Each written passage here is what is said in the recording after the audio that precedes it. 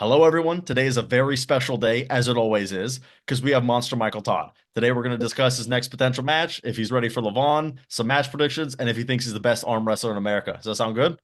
I like it. All right. So, we're just going to get right into it. What is your favorite match of yours of all time? The most meaningful match was probably 2012 versus Andre Pushkar, the PAO, for the International World Championship. Hmm. Yeah. And is that retrospectively or retroactively very meaningful, or was it very meaningful at the moment, in the moment as well? Both. Very meaningful at the time because I was the Arm Wars World Champion, Heavyweight World Champion, and he was the PAL Super Heavyweight Intercontinental International World Champion. And Igor and everybody told Neil, "Hey, Andre's going to beat him 6-0, you know, Hmm. and kill him." And they had a wager on it.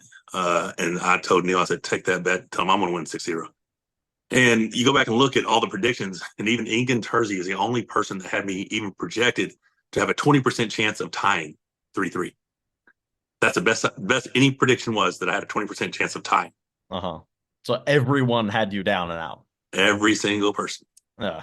And that, Yeah. that also, I think, kind of goes to show like the time as well. Like today, we don't really get a match that wrong. Community perception is normally pretty close to reality versus like back then, because the athletes were separated, they could be this wrong about the heavyweight world champion. You know what I'm saying? Versus like today, it's like, matches are closer because we kind of know how to set them. And at the same time, it's like we also, everyone kind of knows the level of athletes because they're so regularly competing. But like right then, it's like you were dominant in that match, but no one even thought you were at all in the realm of maybe winning it. So that goes to show Right. there was definitely at the time there's a large disconnect between people's perceptions and then or reality. Absolutely. At that time, it was January 2012, and I had not lost a match since pulling Devon in July of 2011. And I went on to not ever lose a single round until August of 2014. So you had like three Every years of like Yeah, dominant, three dominant. years. I've never lost a single round in arm wrestling of every super match. And that's, 9 rounds against Richard Lupke's, 3 rounds against Jerry Caderet, 3 rounds against Dave Chafee, Uh-huh. 6 rounds against Pushkar, 6 rounds against Todd. I mean, like, it was a who's who. This was not an easy No, undefeated streak. no, it was a pretty high time in my career. And I had that aesthetic look. I was about 260 pounds, nice looking abs and a little bit of a clean cut look for me back then. So I obviously have a different look going now. Yeah. Man, back when you could be 600 pounds or 260 pounds and be the heavyweight world champion by a wide margin.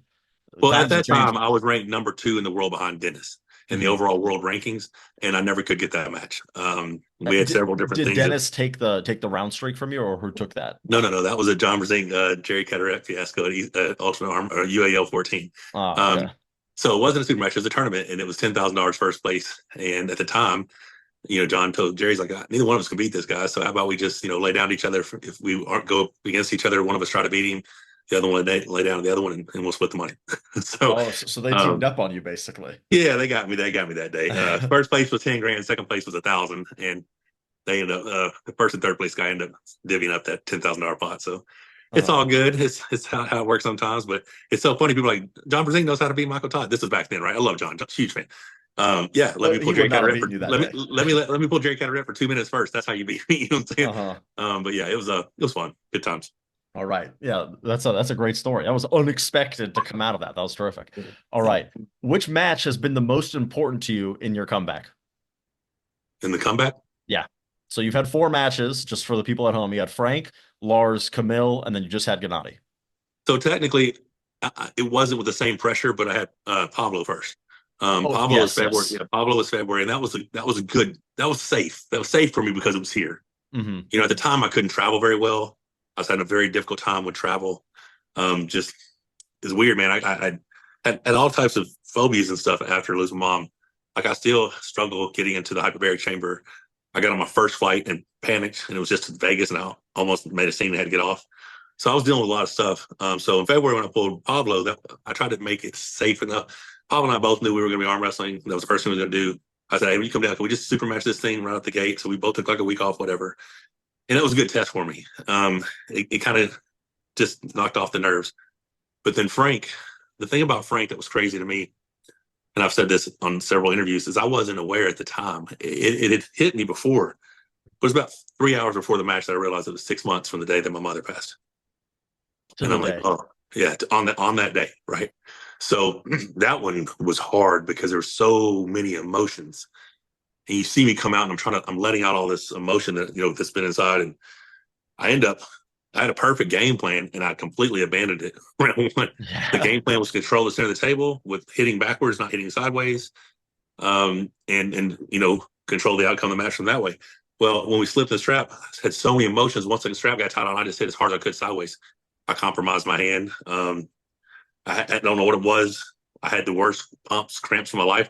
People are like, why didn't you transition to press? I couldn't stand up. Once Yeah, I yeah. hit, I so heard it's like sideways. so like Yeah, your legs were so pumped, you were just like, once you're here, that was I that. couldn't do anything. My hand was so pumped. I mean, Pauline was trying to straighten my hand, it wouldn't straighten. And this after round one. That's round one. So Yeah. that's not the match I wanted, but it's the match I needed. I needed to know that I could still win a dogfight. I could dig deep and still come out on top from a match that 99% of the other arm wrestlers in the world, had they gotten those positions, would have probably lost. Uh-huh. So that was an important match. Every match, to answer your question, every match has been So important. it's hard to pick one. Well, I can't pick it because it's like I said. I told you, people agree or disagree. But this comeback's not about me. It's God working through me and winning these matches and performing on those days is just a product of the work that I'm putting in and God's plan being revealed. I truly believe it. So every match has the same significance to me. Um, it's just continue to show the world all things are possible. And I'm getting real close to that ultimate goal. You know what I mean? I'm getting real close. I mean, I made a post on Reddit just the other day. I was like, you're one match away from Levan. I don't think people have like it's kind of crept up on people. And it's like every step of the way, it's like, okay, but he's gonna lose this one. I Right. think you were the underdog against Camille, underdog against Genadi, and now you're the underdog against Ermes. Right. I would say you're probably the favorite against Frank. And I think Lars, I feel like it was about 50-50, the community perception. But even Probably. then, against, and then Pablo, I think a lot of people probably like maybe 50-50, maybe they'd have Pablo. It was very close, I Yeah, think. because no one really knew where I was yet because it was the first Yeah. match back, right? But yeah, So, but it was just so. And then I remember Pablo after that match gave you a glowing endorsement and was like, right. he's going to absolutely run over Frank, which And I didn't didn't. happen. I did But, not. I was talking to Frank and he was actually saying that he was never even remotely close to pinning you. Like, even though the match was close, like it was genuinely a stalemate at a certain point in time. It kind of reminded me of Yoshi and Todd Right. because it was just a situation where he had everything in the hand department, didn't have enough arm, and you had nothing in the hand department, so you couldn't really move backwards. But at the same time, just sitting here, you have enough just general arm strength that even with pronation, everything turned over, he couldn't really pin you, and he doesn't know how to press at all. He said he was completely incapable of pressing. So it was sort of like an interesting stalemate type match where you sort of Well, leave it not knowing how to who to perceive as the winner. right. And it was the false starts. I mean, the fouls that allowed me to get the flash pin presses. Uh-huh. Because we'd have I think maybe one round I got the flash pin press, or maybe two. I don't remember. I think you got it But twice. yeah, I mean, I think I pinned him in a press all three times. I just think one might have been after a foul, and then I got back in. I don't remember exactly. I haven't went back and watched the match. I mean, I know I never pinned him outside. I had to pin him in a press. All three matches I pinned him in Yeah. a press. But that was me using the press. And that's the thing. You see people now saying that my press, I'm tricky with it. Listen, what I got when you come to the table. I got a strong pronation, an open top row, and a really fast shoulder press. I mean, you just got to be able to deal with it. Yeah. And I'm actually, it was sort of interesting to me, like you against Hermes, how viable do you think that shoulder press will be? It won't be an opening move. I won't open with it for sure. Hmm. Um, Here's the deal. A lot of people go back to the match that he and I had in 2017, and he was 95 kgs at the Zlaticher when I saw him back at the November 4 or whatever. And I got offered this match. Well, I just won the Arnold class, so I blew my pec. I blew my lat October 19th. I blew my pec October 31st, and November 20th I pulled Zlati. With my entire torso is black and blue. So there's a video out there somewhere saying that I pulled Hermes, and then that was me after pulling Hermes. No, that was me before I pulled Zlati because I had torn everything. So I don't know how that misinformation got out there. That was a video from right the day before. So like November 19th, 2016, of people going, why are you even competing? Your whole body's jacked up. I'm like, well, they paid for me to get here and I want to honor my word, right? So I went ahead and pulled there. And then went through all the recovery, won the Arnold Classic and beating Dimitri Trubin, who was number 2 or something in the world at the time. So that was a good win for me. And then 3 weeks later, I was going to Italy. I honestly was going on vacation. Like I was like 260 pounds. And I'm never not training. I just wasn't like, I thought I was You weren't 195 pushing. kg. Yeah. And then I show up and we don't see Hermes until like 10 minutes before. And he comes out at 103 kgs, looks as big as me. So I'm 120, I'm like 17 kgs bigger than him, but we look pretty much the same size. And his hand and wrist were ridiculous. Like he felt so strong. And he ended up getting the first two pins. And then the last three, he ends up fouling out. And people are like, well, you didn't win because he fouled out. I'm like, it's his responsibility to keep telling that, not mine. Yeah. You know what I mean? Like, you know, if he wouldn't have fouled, he wasn't pinning me at that point. I Yeah, probably he would have fouled eventually because won. he couldn't pin you. Yeah, I would have Is eventually won. But they were dog fights, boy, dog fights. When it was 2-2, Rebecca's like, you better not lose. I'm like, I might lose. I don't know, this it's not looking great. You know what I'm saying? This kid's because I think we both had a foul, 2-2, and then he gets the second foul and loses. You know, Mhm. so it was a war. But you can't really take a lot from that. He was 103 kgs. I thought I was on vacation, you know. But his hand and wrist are amazing. And that's what you got to look at when you look at Hermes. You look at his, you know, hammer curl, up pressure, back pressure that is his, you know, world record lift or whatever. His back pressure is this way, closing the bicep. My back pressure is this way, using the lat. I expect to have a 200-pound pronation lift by the time I pull him. Probably way I do my over the top knuckle riser is different than his. I'll probably have 145 pound. I bet he's close to 150 by then, and I think his is more difficult. So he might have the riser game beat there. How much endurance he has through that riser versus how much endurance I have will be a factor. My pronation gauge back pressure, which eventually someone's going to have to realize that matters.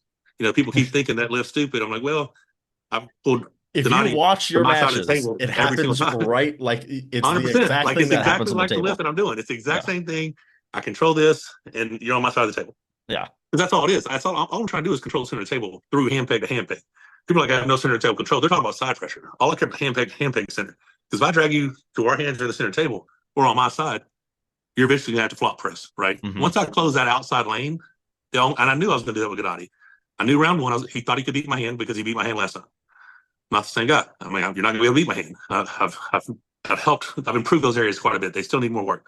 I've improved those areas quite a bit.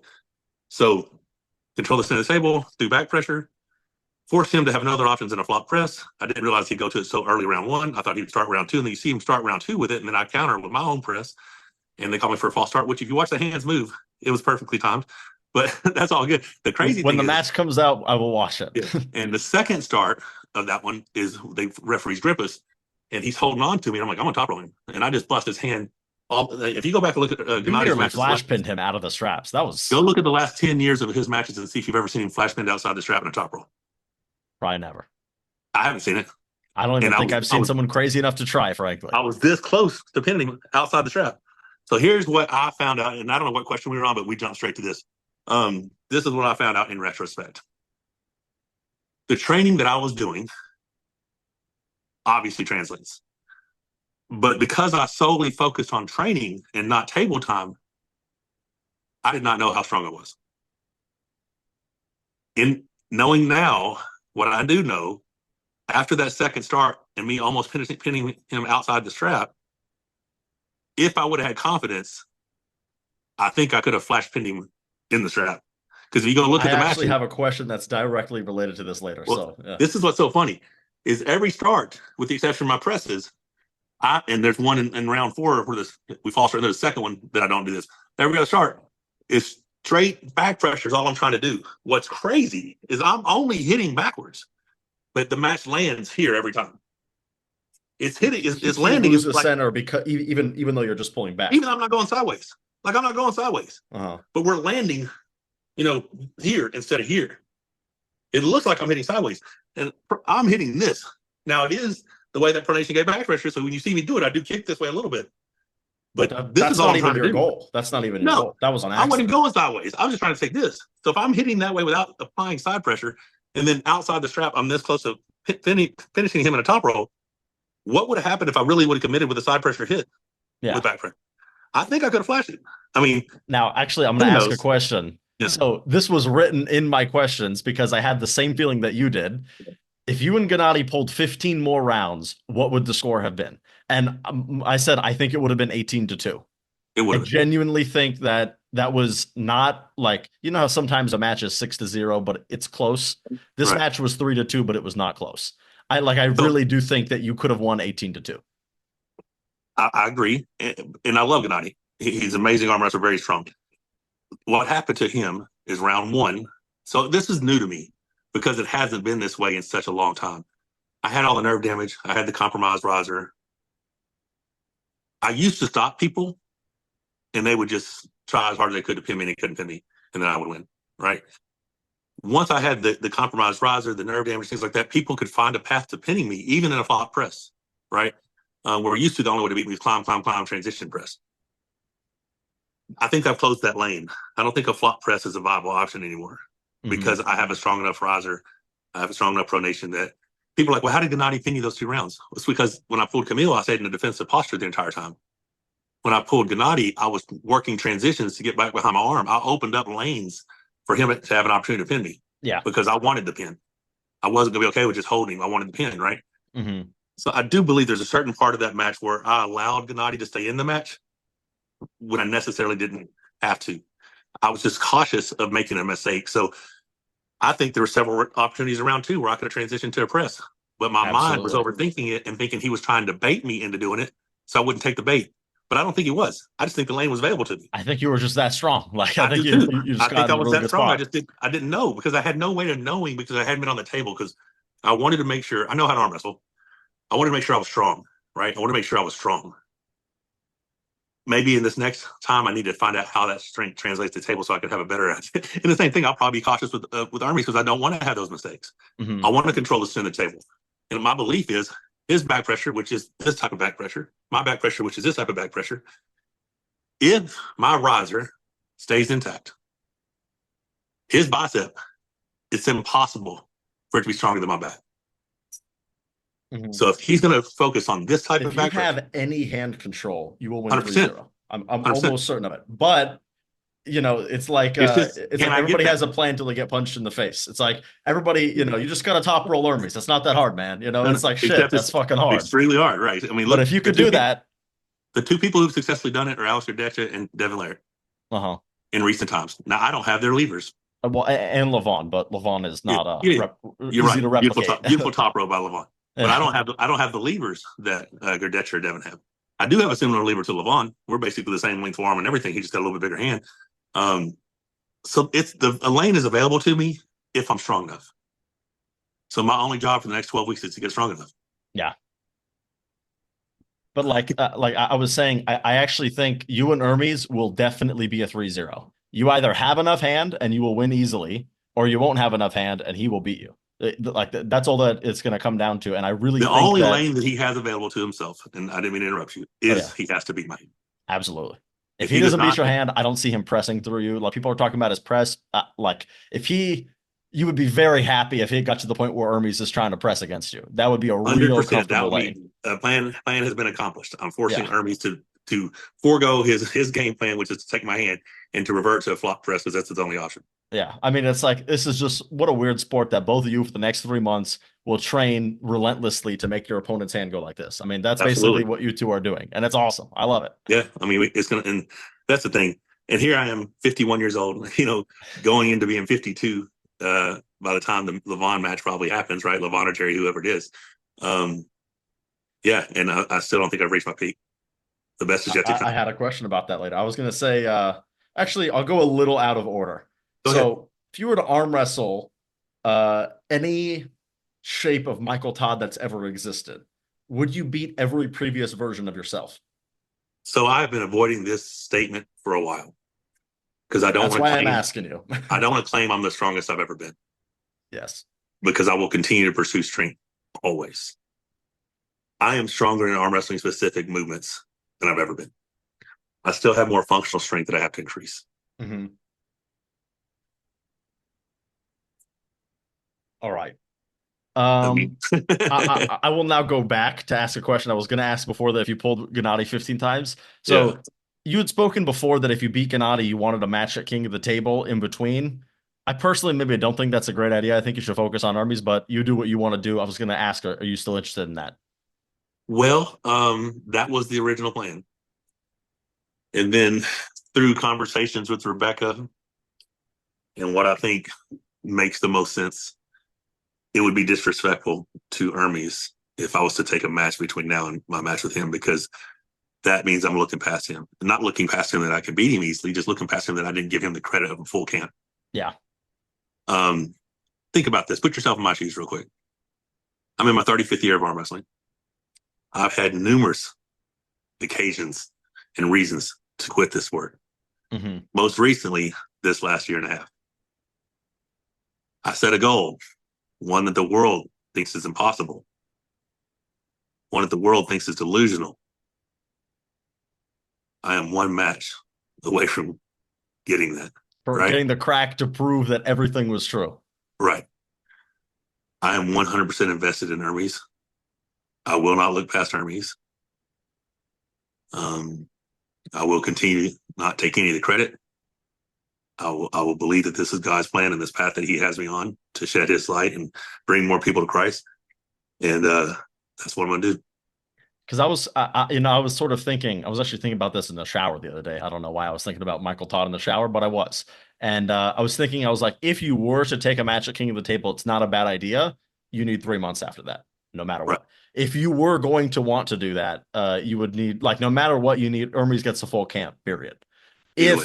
If you wanted to take a match, it would be just fine. It would just make the planned trajectory a little slower, which is fine. But you can't go into Hermes with, oh, well, I just had a match, and you need to show up Hermes fucking ready. Like, right. I'm going to tell you, I think that's good that you have that same mindset. Well, it's complete transparency. The only reason I would take a King of the Table match is financial. Mm-hmm. That's the only reason I would take a match. And I had to look past that. I had to look at the, bigger picture. Where are we at right now in our life? What is the most important thing? Will I get this opportunity again? Can I write the greatest comeback story in sports? Not just arm wrestling. Can I write the greatest comeback story in sports? And this would be a pretty fucking good argument to make. So that's the thing, man. I have to be smart. I have to be. I mean, there's a certain degree of patience that you have to have when you're on something like this. Like, you can't rush it. I mean, and I found myself at times trying to make my plan be the plan. And I realized that, hey, I can't make it my plan. I got to let it be God's plan, and whatever. This is what's been laid out in front of me. So this is the current trajectory, and this is what I'm training for. I mean, things can change. Anything can happen in the next 3 months. We don't know. Like, heaven forbid, Hermes had an injury, and they had to replace him with Vitali. And that's the winner that pulls to win. You know what I'm saying? Like, who knows? All I know is I'm pulling in 3 months. I'm pulling in February. You're gonna be and right. when I win that match, I get to pull Levon. Yeah. That's what I know. I mean, and I don't think people Levon, realize how close that is. It could be Jerry. It could be Jerry. Yeah. I just think chances we'll get to match predictions later. Yeah. Yeah. But yeah, I think people need to realize that you are one opponent who you've already beaten away from beating Levon, and you're much better shape than when you beat that guy. To be fair, he's in much better shape. He is as well. Yeah. This is like 2.5 years or 2 years ago or whenever you tore your bicep. If anyone said now we would be one match away from Michael and Levon, not maybe, like it would happen, I think people would be like, you're insane. The fact that you've made it this far should impress some people. And I don't think that you're completely done yet. Win or loss against Hermes, and I will openly say I think there's a chance you might lose, but I don't know. I want to see the match. Win or loss against Hermes, you've impressed a lot of people. Even if the path were to end here, it's like I'd say you've been the heavy underdog 3 times now, and every single time you've won dominantly. So why can't you do it a 4th time? And then you're gonna be the heavy underdog against Devon. Why can't you do it a 5th time? So we're on the precipice of something very special. So I think people should pay attention. All right. Now turning up the heat just a little bit. When you tore your bicep, did you consider retirement? And I'm pretty sure you did. Why didn't you? The 13 weeks where I couldn't train and watching other people do what I love. I was like, yeah, I'm not done yet. I'm not done. So it was just not being able to train. You were like, fuck, I love arm wrestling. Yeah. I mean, I always said there's no such thing as a retired arm wrestler, but pursuing this level, those 13 weeks, just sitting back and going, I mean, listen, love me or hate me. I mean, I've won 23 world titles and 36 national titles over 34 years. I've been pretty good at this sport, I didn't have anything else to prove. I didn't have to prove anything else. Yeah. And it came down to, I had to come back in mind. Didn't know how far I would go with it.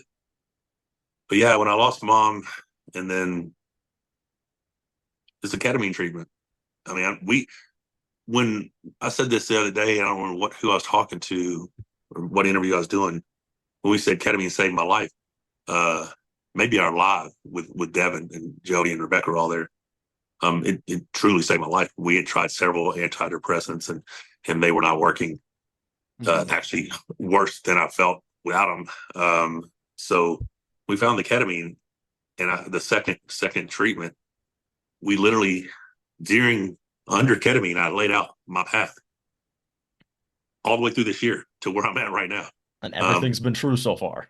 A couple opponents have changed, but other than that, like Camille was supposed to be Svekov. Okay. Genadi was supposed to be Genadi. And then there was a December 14th match. And in that treatment, it was Vitaly. Wow. That's who I saw. So the plan was Georgi, Genadi, Vitaly, Levan. That's what I thought. That's how I saw it in treatment, right? And like I said, everything has came to fruition. It's just the Ermes. Ingan approached me 6 weeks ago, said the winner of Genadi, you and Genadi will pull Ermes. The winner of that will pull Levan, or the winner of Levan and Jerry. So you see people like, oh, I have to beat this person first before. No, I don't. The promoter said I have to do this. Yeah. The promoter said I had to beat Camille to get Genadi. I beat Camille, I got Genadi. Now I got to beat Genadi to get Ermes. I beat Genadi, now I get Ermes. The Ermes, I get Levan or Jerry or whatever. And I think you deserve Levan at that point. Hermes is the guy that gave the best fight to Levan. If you look at the rankings, I just moved up to number 5 in Ingan's East versus West super heavyweight rankings. Mm-hmm. Now, they just came out with the world arm wrestling rankings on those opinion-based, the 5 experts, whatever. Yeah. And they got me sitting at 13th. Horseshit. I mean, which is a little silly. I'd be happy to bet money with them next time you face the number 12 guy. And if they think that you will lose the match. That's Dmitry Salayev is who they have number 12. Now, I love Dmitry Salayev. You will whoop him. and Free Osmanli is like 10th or 11th. Love Free winning that match. You know what I'm saying? Yeah. There's in my opinion, I mean, that's fine. Like I said, would I like a more accurate assessment of where I believe my ranking is? Sure. But I do have to kind of put that aside. Remember, this isn't about me. You know what I'm saying? Put me wherever you want to put me. After you beat Levan, there's no subjectivity anymore. You will be number 1. And the thing is, listen, we're talking about after I beat Levan as if it's a foregone conclusion. Levan is a task that he's a puzzle that no one's been able to solve, right? Yeah. Devon and I have a plan. We've talked about it, and I believe it to be a very sound plan. I think I can have a very similar round 1 to what Devon did. But yet, if me at the level at which I think I will be was in Devon's shoes in that match, when the transition to a press happens, I just hold and wait.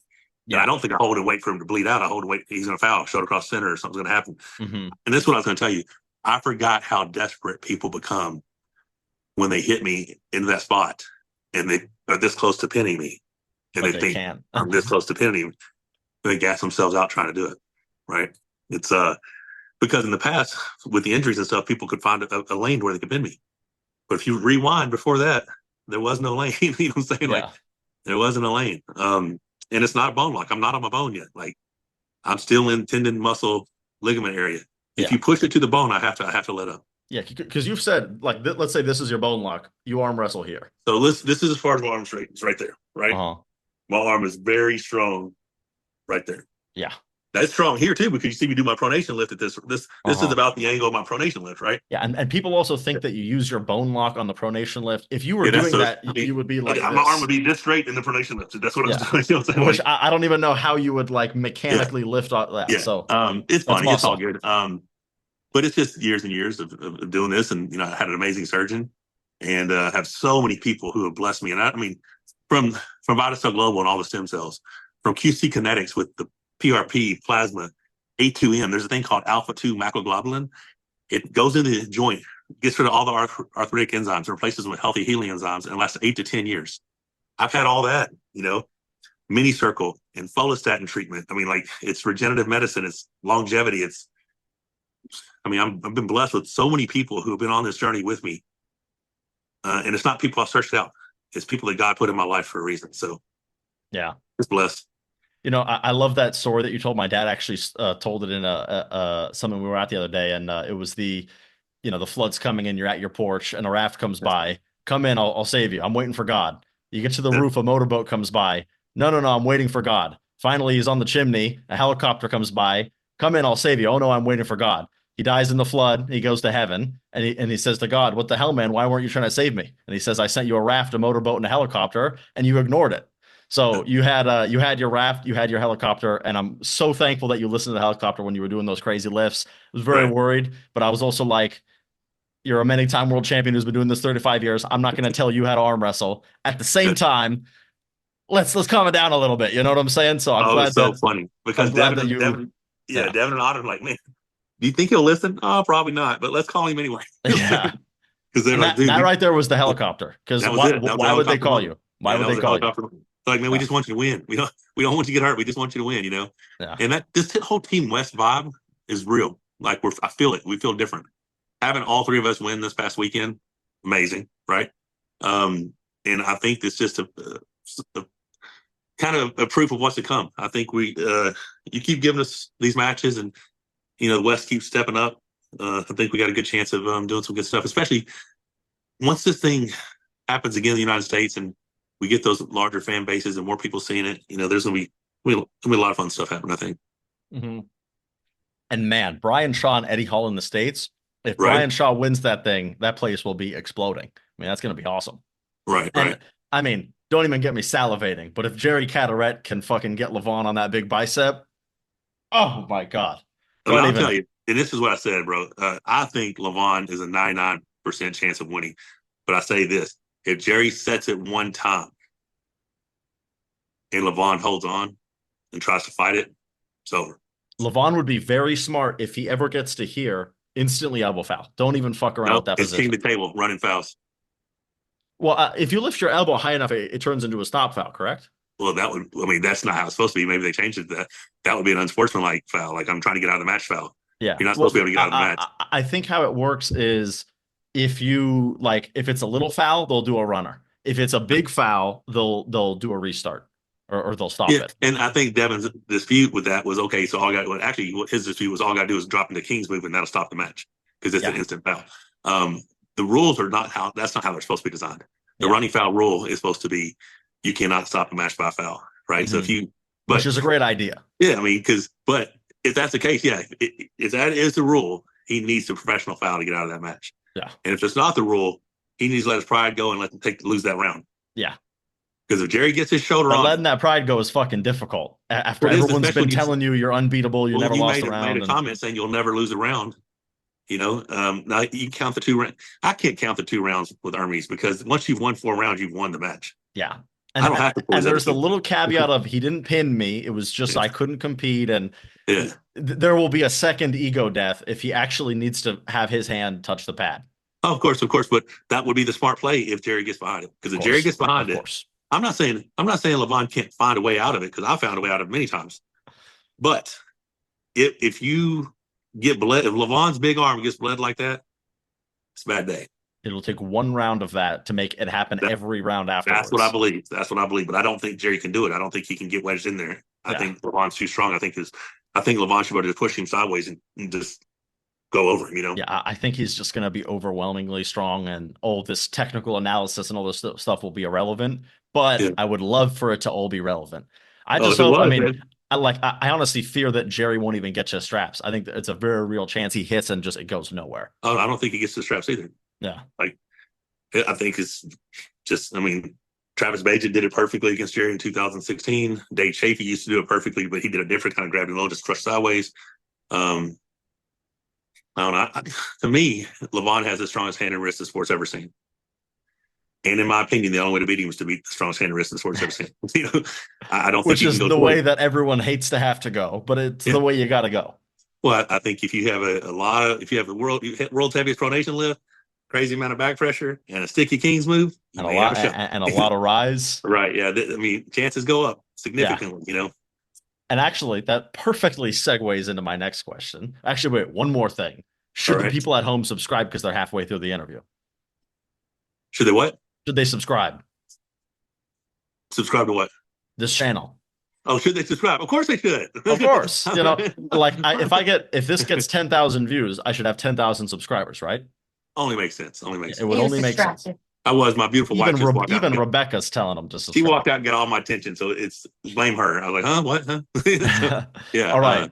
All right. Next question. Did anything about Genadi surprise you? In what areas was he stronger than you thought? And what areas maybe he was weaker than you thought? That's. I hate having to answer this question. Just answer the stronger. I What didn't think areas was Genadi stronger than you thought? there were no areas that he was stronger than I thought. He fights hard. He fights hard, but I knew that about him. Genadi was what I expected. All right. Which that was it. I mean, great guy, man. He's a great dude to the point where he's like, hey, man, I think we have a pretty good rivalry here. We're 1-1. Let's run it back. If something happens to my plans, like if I'm not victorious moving forward, you know, he would love it. He'd love to run it back. And I would be more than happy to arm wrestle Genadi in the future. It'll probably have to be for that super heavyweight belt though, because I'm going to have it. You know, actually, I've got another question. Let's say you pull off the whole plan just as you expect. So you're going to beat Ermes and you beat Levan or Jerry. We'll get to that. You become the super heavyweight champion. Are you now no longer interested in pursuing that level because you've shown, listen, I did it, I came back, or do you want to hold that belt for a while? Let me be honest. Rebecca had to be just. Don't discuss that.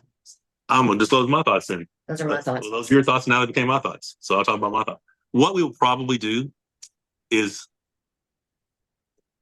I mean, there won't be a mic drop. Like I'm like, peace, I'm out. That's not happening. There may be a tour. There may be a nationwide tour that happens where I just go on the road and I spread the gospel and just tell the world how God worked through me and accomplished the impossible. You know, I feel a strong calling. I mean, I'm never going to be a preacher or a pastor or a minister or anything like that, but I do believe I can share my story, and I do believe it can inspire and change people and you know, help people. So there's a chance that once this goal is accomplished, that there is a tour that happens afterwards. There's also a chance that, you know, God's got more in store for me and wants me to go do it again and to keep defending and keep proving. You know, I don't know. Like, it's one of those things you're going to know when you're there. Yeah, 100%. 100%. Like, let me tell you, I would love to be Ermes, and then, you know, it'd be Levan and me beat Levan. And then people are like, okay, well, you still can't beat this guy. You know what I'm saying? Like, because you know how that, if it's somebody else, they would say I don't think that. there'll be a whole lot of that. If it's Michael Todd, they'll still say that, right? Yeah. But yeah, I mean, I'd love to give Vitaly a shot or who the next guy Devon. in line is, you know. If Devon gets back up in the super heavyweights. I'm an athlete, bro. I mean, I've been doing this my whole life. Why would I not? I'm not going to get the ultimate crown and just like, all right, I'm out. Like, let's have fun with it. Let's see what happens. As long as I'm healthy and my health is not an issue, I'll continue to bang at the highest level. Yeah. Now, will you maybe like I think you said you wanted to be 145 kilos against Levan, something like that? I said it's okay. So here's what I think. Like, I was 4 kgs lighter for this match than I was the week before. So I just couldn't eat. I had a lot of intestinal problems. Just couldn't eat, appetites and stuff like that. I think I got all that in check. So what I think I will weigh in at versus Ermes, I think I will weigh in dress, you know, because I'll weigh in dress like at the VIP party, you know, like 7 p.m. on Thursday night, which is like 48 hours ahead. I think I'll weigh in 315, 320. That's what I think. So a decent amount of size gain from now until then. Yeah, I weighed in at this one at 300. So that's like 10 kilos. Yeah, I mean, let's say six to 10 kilos is what I think I'll be, right? But I do think I'll have an improved body composition because I because my diet wasn't great and I couldn't eat, I just was eating whatever I could. So I wasn't eating the cleanest foods because I was just trying to get calories. So I do believe I have a better body comp for that. So let's say 315 realistically, right? Win the match, come back home. The match is announced for Levan. Say it's another 12, 14 weeks out, whatever. I honestly think I'm 150 kgs. I think I'm 330. That sounds about right. Yeah, and I think I'm 330 and almost as big as Levan, meaning size-wise. I have less body fat. Yeah, I mean, you being 150 kilos, you're not actually really getting outsized by Levan anymore. You're about right there. We're pretty close. I mean, like I said, so his arms are 24 or something like that. I don't know if those are pumped or unpumped. My pump measurement, the biggest I've had was 22. I wouldn't think it'd be impossible to be pushing that 23 number in 6 months. Chest will be thick and full, forearm 18.5, 19 inches. Wrist very comparable. No. Yeah, I mean, Levan's got 11-inch wrist. It's not unrealistic to think my wrist isn't 10 and a quarter, 10 and a half by then. You put that much more size on me. Quality with me eating and everything, and just the biggest thing is at my age is recovery. I need to recover as much as I train. I don't think there's overtraining. I just think there's under recovering. So I have to focus on recovery. I have to find a way to get into the hyperbaric chamber so I can use that at least 5 days a week because that's going to be huge. Yeah. Listen, man. I mean, I'm excited right now. I'm ready to start training right now. I've trained every day. Like I trained Monday, Tuesday, Wednesday, Thursday. I've trained every day. Today will be shoulders.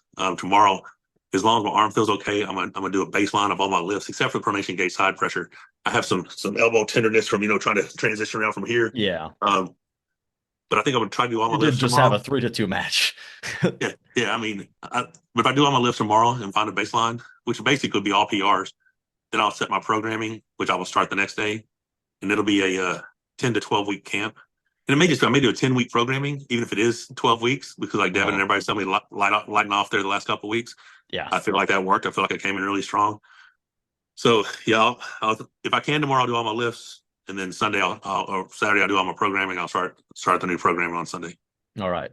Will you consider maybe warming up before those pronation lifts at all? Or no, I will never change what I do. It's always worked so far. So I mean, when I say I don't warm up, I rub my arm down with icy hot and I put a hoodie on. So my arm itself is warm. Okay. But you're not totally cold when you grab which is exactly how I go into arm wrestle. I don't warm up for arm wrestle, but I'll rub icy hot on my arm and I'll put a hoodie on. So my arm itself is warm. The muscles are warm, but I won't strain the muscles. I'm not that guy. Like it doesn't work for me. I thought you were like totally cold. Like you just got off the toilet and then you would lift it. There's a couple days I did that. There's a couple days I was like, yeah, let's hit it. And I just go out there and just nail the thing. And it's so funny because as they got harder, I needed Rebecca. Mm-hmm. And people was like, who's that yelling? Well, that's my wife that I asked to come hype me up because this shit's heavy. You know what I'm saying? I mean, I couldn't, I don't think I could have done it without her. Like, I don't think I'd have been able to get all those lifts had she not been there yelling at me. Yeah. If you go back and look earlier, I was doing the lifts and sometimes, I was struggling and it's just me out there by myself. And I was like, okay, these things are starting to get hard. And what happens is there were points, once I crossed that 165 threshold that I was doing doubles, like I did a 165 and a half for a double and then I went to singles. Every day I was lifting a weight that like 4 other guys in the world had done. Yeah. You know what I mean? Well, of course the shit's heavy. You know what I'm saying? Like, you know what I mean? And then once you get to that. People don't realize that your maximum is not your maximum. Like this is what I can do every single day. It just so happens to be a world record, but this is not like the way other people would treat a world record is not what you're doing here at all. Well, no. I mean, I think honestly, with the rest that I had I not arm wrestled Genadi, and instead would have done PR lifts or world record, I think on that Saturday, I think I could have done a 200-pound pronation. Mm-hmm. But that wasn't the goal. The goal was to beat Genadi, right? So that's what all this prep is for. So this new programming will be different. It will no longer be an everyday lift. It'll be an every other day programming. Yeah. And instead of going up 0.75 a day, I'm going to go up 1 pound every 2 days. So what the plan is to hit a 191.5 pronation, which is a pound and a half heavier than I've ever done. The goal is to hit a 200-pound pronation by the end of this camp. So I will go back to 165 on Sunday, build back and every 2 days add a pound. So if the goal is 200, that's 35 pounds. Takes 2 days to do it. So that's 70 days. So in 10 weeks, I should have a 200-pound pronation. That's just how that's how I figure out my programming. There's no real science behind it. I'm just like, how many days I got? Okay, this is my goal. How do I get to that goal? I lay out the numbers. I go ahead and put the numbers in before the day comes, and I just put a check mark bottom every time I hit them. Yeah. That's great. Yeah, I think that's a very realistic goal that is well within your reach. Yeah, I think so. But right now is too difficult for you to do, which is what you need to, which is what you got to do, right? Right. It's too difficult for me to do on an every other day basis. Yeah. Like If you maybe, rested up, I think yeah, you could lift 200 for one. I think so. But But that's by the end of this, you're going to be not rested up lifting 200 for one. yeah. So if I do a 200 not rested up for one, what does that mean I could do when I pull Ermes? 208, 210. You know what I'm 215, I would say 215 if you're saying? really training hard. So okay, let's put that in perspective. Let's say this is a successful win. I beat Hermes. I come back home and I have the same prep again for Levan. And let's say I started at a 175 or 180, and I do the 70 days thing at 35, and I hit a 215 or I hit whatever. Starting at 180, just even use just saying those words, but that would be realistic. If everything goes right, you're going to be starting at 180. Yeah, I mean, see what's possible. I mean, let's say I actually hit a 250, or 210, 215, every other day thing. Not what does that mean when I'm across the table from Levan? What type of pronation am I putting into his hand? 225 force. You know what I mean? Like, how do you even see those numbers? Those numbers don't seem achievable. But if you do the work, right? If you do the work. It's kind of interesting. Whenever someone asks me, a lot of people ask my match predictions because I'm fairly good at predicting matches. And, with you and Levan, I always say, I think Levan will win, but I don't know what Mike will look like when Mike faces Levan. So I always tell them, I'm like, I can't actually give you a prediction. Today, Mike isn't ready, but on the day, I will be unbiased and I will analyze what's in front of me. If you're lifting 210 pounds on pronation on a normal day, I don't know who's going to win that match anymore. So it's like people are so confident to say, oh, Mike can't beat Levan. I'm like, yeah, but if you looked at, Ermes 2 years ago or 3 years ago, let's say, you'd say, oh, well, he can't beat Levan. Well, yeah, he gets fucking bigger and stronger, and now he can.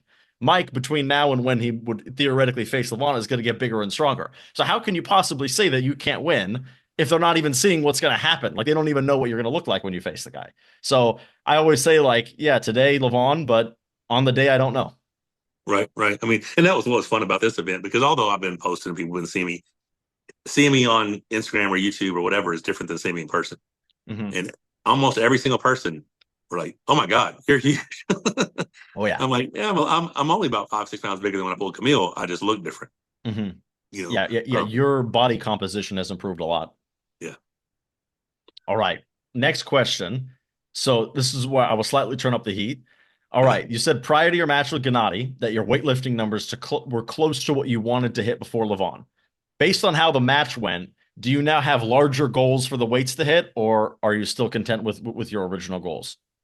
Okay, so if I said that, I misspoke. They were the weights I wanted to hit prior to Genadi.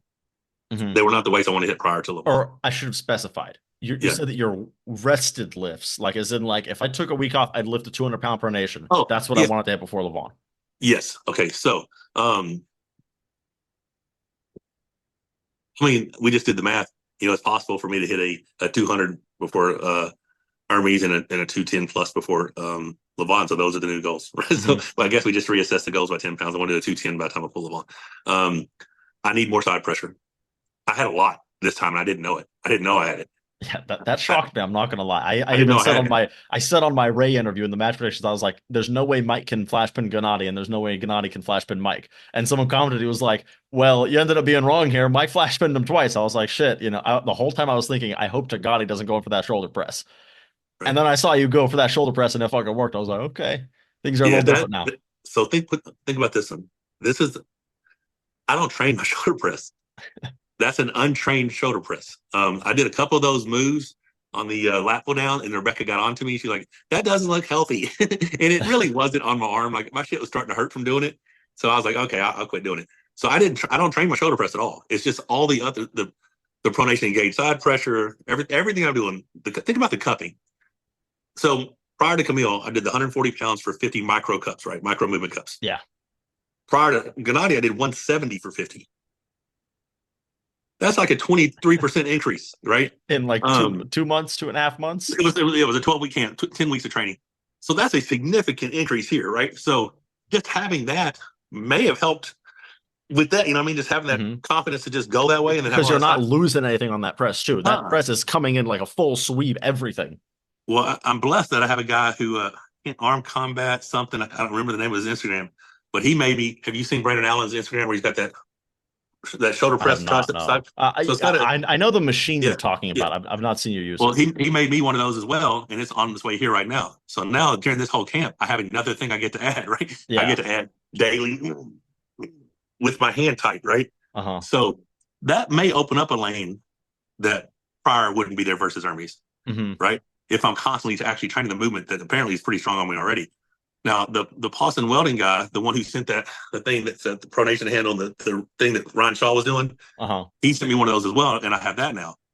So starting Sunday, that will be something I do daily, right? Uh-huh. I'll do that daily. It probably won't be every other day, or maybe I don't know, maybe every other day. I may stick to every other day. I'm not sure yet, but I'm always adding. And people are like, so what else do you do other than these arm wrestling lifts? Everything I used to do, like Uh-huh. all the stuff I used to do, I'm just not filming it. Like I'm not showing you. I'm doing my chest workout, back workout, arm workout, shoulder workout, leg workout, all my wrist rolls, everything. The whole circuit still exists. Yeah. I just do all this other stuff on top of it, you know? Yeah. So I mean, like you probably have like 20, 25 exercises at this point. Yeah, there's a bunch. Yeah. Now, think about this. I may start doing them left-handed just because there's a big difference now between Yeah. I if you look think at them, yeah, there's you a told big that difference. story like it was like you met your daughter-in-law or something. Like you met some family member and they were like, "Oh, you're a right-handed champ," and you were like, Yeah, I was with "Oh, my okay." sister. I was with my sister, and she went to go pick up her Harley Davidson trike, and the mechanic guy goes, "My sister goes, this is my brother's world arm wrestling champion." He goes, "Oh, I can tell you, you went right-handed." I went, What the fuck, "No." man? Oh, yeah, I guess I And am then I looking a looked, little and I'm like, right-handed. "Oh, all these arm wrestling specific movements have hellboyed my right arm." You know? Oh yeah. I saw that when I met you. I was like, yeah, that definitely that right left split used to look a little nicer than it does now. Right, right.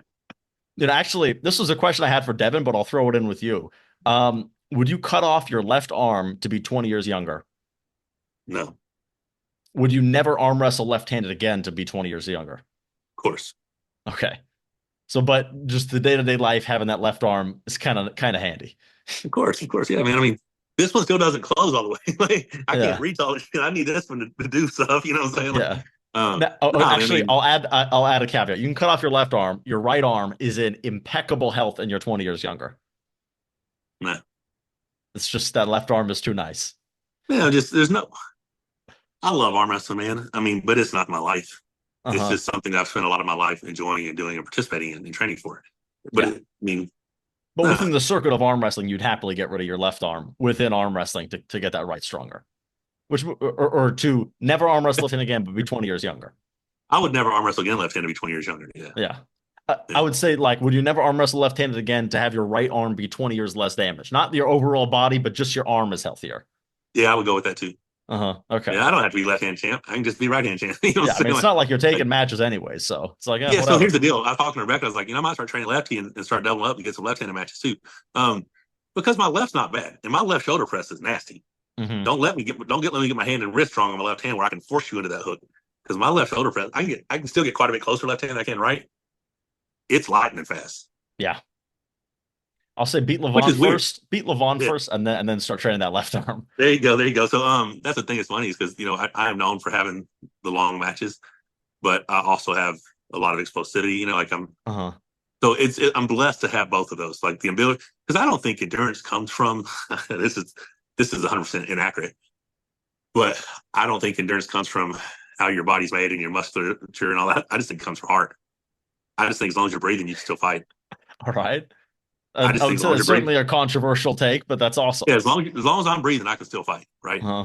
That's just how it I works in think my there opinion. definitely heart exists. There's certainly there are people where they could be feeling shit, but they can feel amped up about it anyways. Yeah. There's definitely a heart gene to it. Now, obviously, the guy that doesn't have heart, but he does cardio every day, I'll pick him in the endurance battle. But Right. the guy that does cardio and has heart is a scary Right. motherfucker when the match stops. So there is Yeah. So that. this whole prep, I didn't do any cardio. Rebecca got on to me so bad because I'm a guy who's been 30 minutes of fasted cardio basically my entire adult life, right? Mhm.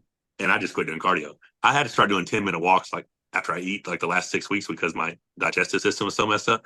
But yeah, my cardio suffered Yeah. badly. It was, and the thing is, I still fine. Like I was breathing heavy. Of course, we're fucking 300 pounds. Of course, I'm going to breathe heavy. Yeah. But yeah, it's Your cardio was I, great for a 300-pound guy.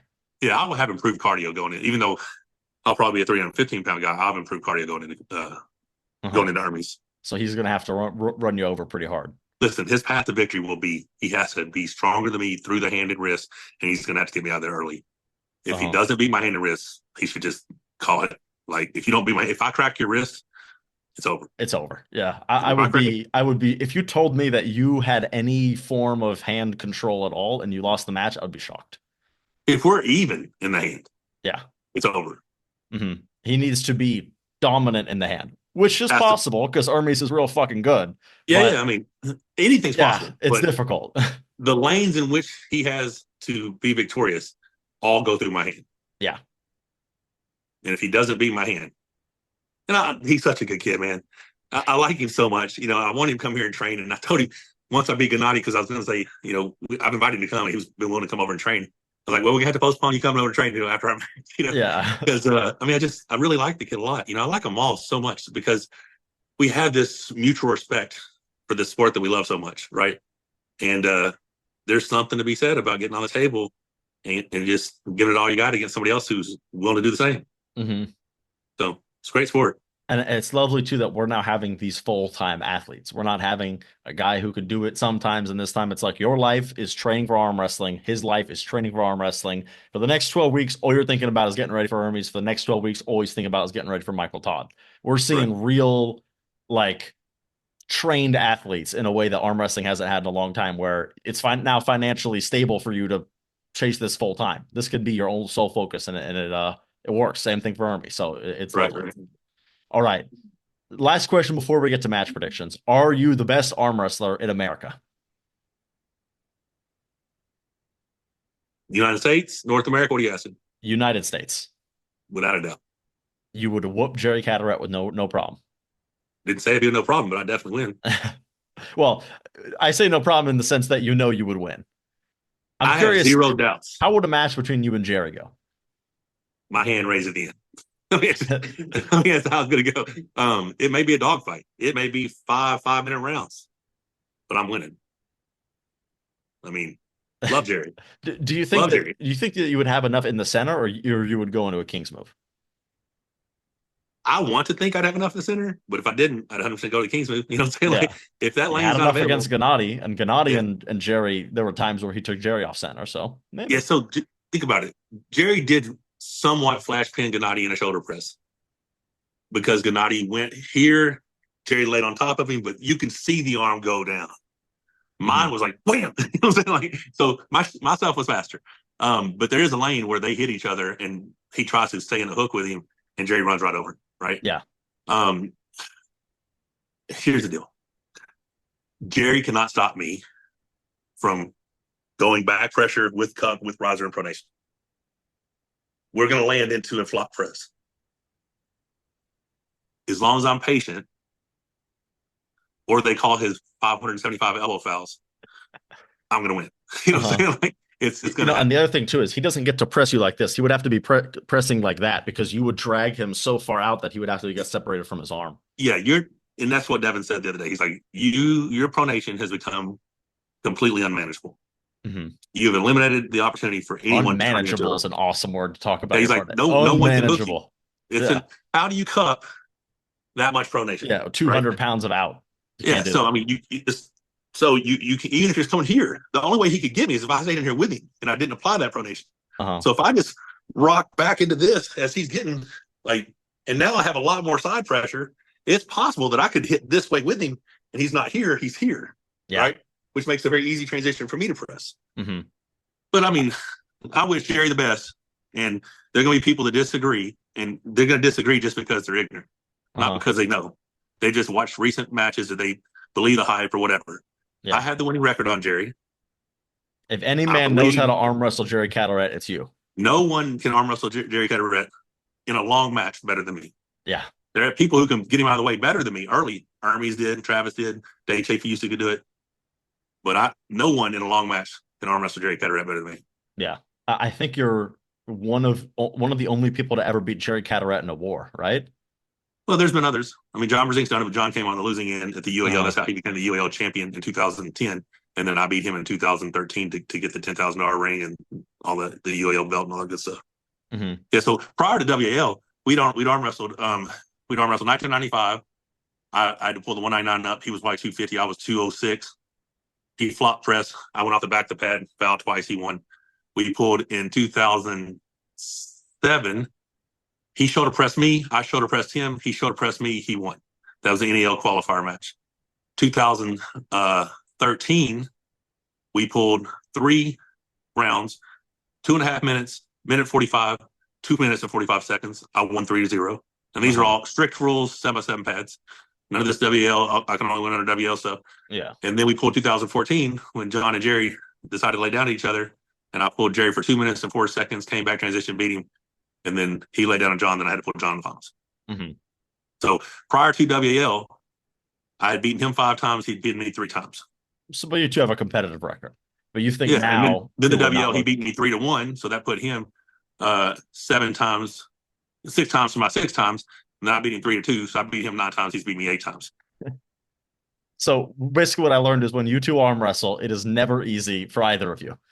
Very rarely. Very but rarely. you think that today it could maybe be easy. And I don't think you have you don't have a bad case for that. I think there's a genuine chance you could wouldn't say run him over, but you could definitely make it not be a 2-minute match. I mean, it could be a 2-minute match, but there's a chance, there's a lane that could potentially be available for me that it would make it a faster pin for me. Yeah. But, and that lane wasn't available 3 years ago. No.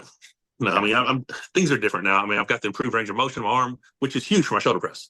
I mean, think about it. I haven't been able to come back past here, now I can come to here. Look, I mean, that's huge. That's a big difference. Because you can't press from your arm being, you just don't really get that. Well, I mean, connection. I pressed Todd Hudson's from there, and if you go back and watch it, look the angle of the press because my arm's so far out. But that's probably because he had a shorter lever to just make it was easier for him to do that. Yeah. Longer lever people, when I'm that far out, I end up hitting the bone line and hitting the wedge and screws me. But yeah, so it's Jerry's one's getting a shot at the lawn in 5 weeks. So wish him the very best. And if he can pull it off, I mean, it'd be amazing. Like I said, I don't think he'll be able to, but it's not impossible. Yeah, it would be a beautiful thing to see, and we're all rooting for him, of course. Right. All right. Last segment, we're on to match predictions. I'm not going to ask Levon and Jerry because at this point, I think we very clearly, the audience knows me and your opinion on that match. It's going to be a great match, but probably Levon will win. All right, so what are your thoughts on Brian Shaw, Eddie Hall? Well, you go back and watch the footage of where they're doing it in London or wherever, just playing around the table, they pull lefty and Eddie wins. Now, you see him at Brian Shaw's gym, and Brian Shaw just has his way with him. Neil thinks since he's been training with Eddie, Eddie's picking up really fast. It's just plus 110. Yep. Picking up really fast. So I would say 3-1 Brian Shaw is the favorite. So 65-35. But it's not, when you're dealing with people that strong, anything's possible. First, when it was announced, thought Eddie was going to get hurt. And then once I realized that he was training with Neil, I thought, okay, maybe he can pull something out here because he's a very strong human. And he had the world's heaviest deadlift, so he's got a strong back. If he learns how to use it, I pulled with him over at City Combat just on a little bench, and he felt pretty strong on me. He just needs to know how to use it. Yeah. You know, that match is interesting to me just because I think people have written off Eddie a little too quick. They're both world's strongest men. Just because you've seen more video of Brian doesn't mean that Eddie doesn't have a lot of that similar potential. I do think you got to see Brian as a favorite, but I think it's an interesting match. It'll bring a lot of eyes on arm wrestling, and I hope that's a good night of arm wrestling as well. So when people watch it, they buy the pay-per-view for Eddie and Brian because they're a fan of these guys, and they're seeing these great matches happen. I hope they can kind of fall in love with it a little bit. Of course, I mean, I just hope that nobody gets injured in that match so that the fans get what they want, and it does bring a whole new group of whole new crop of fans over to follow the sport and fall in love with his champions. You know. Yeah, no arm breaks. That's what I'm rooting for in that match. All right, Paul and Crassie. I can't pick against Paul Lynn. He's a bad dude. Do you have any inside info, or you're just rooting for your boy? Rooting for my boy. I mean, he's got so much heart. He trains relentless. He is so dedicated. Watch his match with Lachlan. Watch Crosby's match with Lachlan. I mean, if you look at those 2 matches, he's going to be having that travel advantage this time because now Crosby's got to come over here and sell the other way around. So Crosby hasn't done very well when he comes over here. Really? Okay, that's an interesting data point. He lost to Corey badly. He lost from Marshall to WL. He lost to Matt Mass badly. Stateside, he might have won a world championship 2010 or something. Maybe didn't when it was in Mesquite, Nevada. I know he's here. I don't know if he won or not. But yeah, it's coming over here. It's a little bit harder. But yeah, I mean, Paul's a bad dude. Paul's a bigger, stronger human for sure. Yeah, I think he's just going to have a little more than Krause. What's the weight class? It'll be 95 kilos, I think. Oh, so they're both making 95. Okay. Yeah, and Kraszy's like 102, 103 kilos, so he can make it no problem. I think Paul is like 105, and I think he cuts down pretty heavily. So yeah. And doing that weight cut in the States is kind of nice, right? Instead of having to get Oh on a yeah. plane and all this shit. So that's great. Yeah, I'm gonna be honest. It's gonna suck not to be on that card because it's in the States and you don't have to travel as far. But it's just not doesn't make sense sense for you. to. No, I have to focus solely on Hermes. I mean, like you know how big a deal this is. Yeah. I think, yeah, you're making the right call on that for sure. Do you think you may go to the event just as a fan or no? Well, it was close to happening here in Hot Springs, Arkansas. Oh, Like then it of was course real you would close have to went. yeah, it was real close to happening 5 miles down the road from my house. Yeah. And us having a lot of amazing content with all the athletes and Brian and Eddie and everybody here at the Monster Factory. But I think they got a different deal somewhere else. So yeah, I probably won't be gone. All right. I don't want to travel right now. I mean, I hate traveling and leaving my dogs and boarding. And I don't know if you saw, we just adopted the new dog, Chance. I did see that. Yeah. He's so sweet, but we got to integrate him. And my Oreo is 14, and it just breaks my heart every time I have to say bye to her because I don't know how much time she got left. So traveling right now, unless it's in the RV, is not on the table. Yeah. So you only want to travel if you have to travel, and certainly 100%. not necessary. Yeah. All right. Lachlan against Andre Sharkovich. I like that. I didn't know that match was on there. I like that match a lot. Yeah. I would say match. Lachlan, but Andre Shark is a bad dude. Yeah. This one. I would say Lachlan because I like Lachlan's style, but Andre is put together, boy. He got tremendous back pressure. The fact that he beat Jerome Loud in that qualifier was insane. Jerome's got huge. And I say 50-50 on that, honestly. 50-50. This is a sleeper main event right here, in my opinion. This is that's bad. That's bad. One match right there. Yeah, I like that a lot. Yeah, damn. That sucks. It's not in Hot Springs now. Yeah. All right. So this was not a match that's announced or anything, but it's a match I'm curious about your take on. Alizhan against Devon. Left-handed. Yeah. Alizhan. You think Alizhan would totally whoop him? I think he grabs him at his wrist. What are you talking about? Really? That dude's so strong. Oh my god. Yeah, love that. I mean, do you think Devon would get hooked or no? Absolutely. Really? I'm surprised at how confident you are. I think Devon had. I think Alizhan could grab the Incredible Hulk and turn him into a hook. You know what I'm saying? Like this dude is. Yeah. No, Devon stays as far away from that guy as possible. Do not ever arm wrestle that guy. Okay, if that match ever gets announced, we'll do a 10-1 odds bet. My money's on Devon. Oh man, Devon will take that bet. He'll bet with me. Devin's gonna bet on my side for that one. I mean, Devon crazy. Listen, Devon crazy. Devon might not at 105. He can't make that weight again. And be at 115. I should have really specified. It'd be at 115. Man, it would have to be a specialized Devon. Like he had to quit training right, giant pumpkin training on the left. You know what I'm saying? Like, okay. Yeah. It's not. I mean, he's training both arms now. You know that, right? Not close. You know what I'm saying? Like it's if he's special, like I'll never say anything's impossible for Devon. But it's not the Devon that walks around with a 3-month camp. Don't pull out on. All right. I'm very surprised at your confidence, but even with the whole Team West thing we've got going on. Love Devon. Well, anyone other than him. You know what I'm saying? Like this. Yeah. I don't know. Right. That fucking gets scary, bro. All right. Well, thank you very much for doing this. The last thing, again, should the people at home subscribe, since now they're at the end of the interview. They've been watching me and you for like an hour and 20 minutes. Right. So they got to subscribe. Oh, yeah. I thought, of course they should subscribe.